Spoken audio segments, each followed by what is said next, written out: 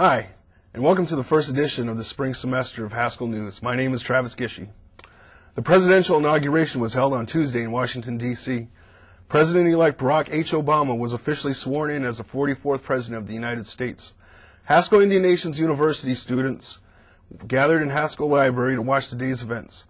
Haskell reporter Eric Appa has the story. Tuesday, January 20th, 2009. Millions of viewers from across the world and millions more across the nation tuned in to witness the inauguration of America's 44th President, Barack H. Obama, the first African-American elected to office. Here at Haskell, students and faculty also looked to a small television set in the library to witness the day's event. Haskell Student Body President, Janice Mendez. A lot of people don't want to see change, and I kind of followed the campaign trail, and then listening to Missouri and how conservative it was, and Kansas, and the opposition, and it amazes me because people don't want to change ideas and ideals. So, I'm glad he's there. So he's representing all of us, even though he's not Native American, but it's time for change. So it's a good thing. Students applauded shortly after the oath of office was administered and President-elect was officially acknowledged as Mr. President. Haskell student Melissa Franklin. Well, for me, I think that who would have thought after 40 years after the Civil Rights Movement we would be electing an African-American president. And I don't think that it's just a historical day for just African-Americans, but for the whole nation. And I think one of the reasons why he was elected was because we put our faith that he's going to make the changes necessary to improve our nation. Eric Appa, Haskell News. Another spring semester got underway with an event held in Haskell Auditorium, which was to welcome all the students back from break. Haskell News reporter Joshua Wu-Sapiti has the story. The spring 2009 Convocation started off with the historical slideshow of Haskell students and events. The Convocation speaker was faculty member Jerry Tequin, whose family has a lot of memories here. For me to do, I realized that I was here for the 75th anniversary in 1959 when I was a high school senior, and then I was here also for the centennial year in 1984 as a coach and faculty member. So, and then now I'm here. So I've been here for 3 celebrations, and I don't know if I'll make the next one. Probably not, unless it's next week. AIS student Twyla Whitebull was impressed with the Tequin history here at Haskell.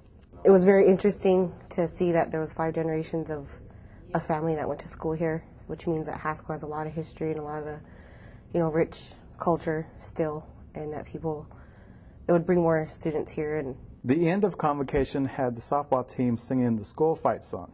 This is Joshua Wispity for the Haskell News. Onward Haskell, onward Haskell, this is our town. Haskell athletes in one sport saw that their program was canceled. According to the athletics director, Coach Ted Juneau, the primary reasons for this are a lack of participation, a lack of proper facilities and equipment, and that Haskell's conference does not officially sponsor track. Here's Brandon Bandy with interviews of some of the athletes and alumnus. In my daily life, I've always looked forward to, going to track practice and working out. Keeps me in shape. Makes me look forward to something. Now that it's canceled, there's nothing to look forward to. What do I got to do? I go run on my own and maybe join the running club, I guess. But other than that, it's there's the competition-wise, it's not going to be there. There's going to be nothing to look forward to.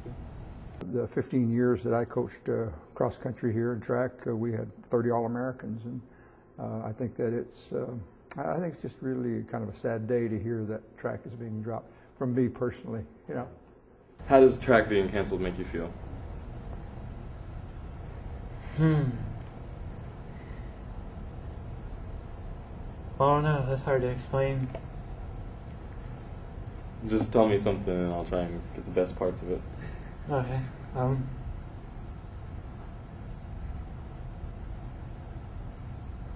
Makes me question why they do it, because we get all these awards and it seems like we do the best that I've figured out of all the sports. Mm-hmm.